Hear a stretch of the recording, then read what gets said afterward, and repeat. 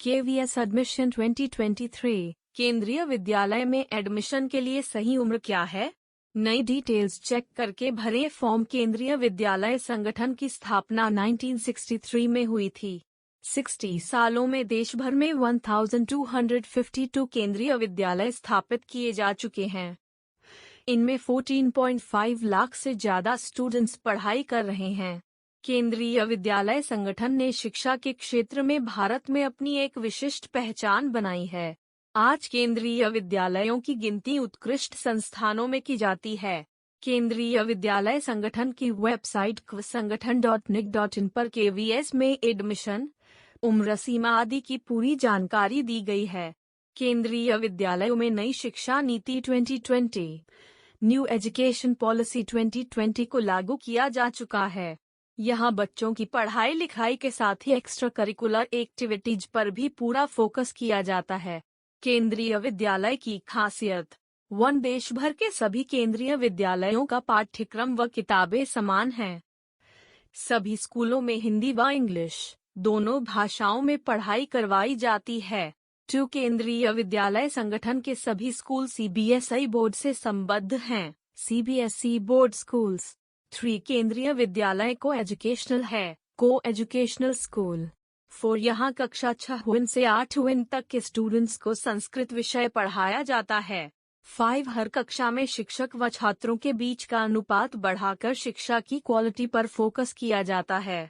6 कक्षा 8 तक के छात्रों, 12 तक की छात्राओं, SC/ST स्टूडेंट्स व KVS कर्मचारियों के बच्चों से कोई ट्यूशन फीस नहीं ली जाती है। KVS tuition fees.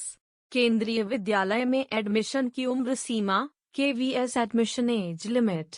कक्षा 1 6 साल से 8 साल, कक्षा 2 6 साल से 8 साल, कक्षा 3 7 साल से 9 साल, कक्षा 4 8 साल से 10 साल, कक्षा 5 9 साल से 11 साल, कक्षा 6 10 साल से 12 साल, कक्षा 7 11 साल से 13 साल, कक्षा 8 12 साल से 14 साल, कक्षा 9 13 साल से 15 साल, कक्षा 10 14 साल से 16 साल। उम्र सीमा में किसे छूट मिलेगी?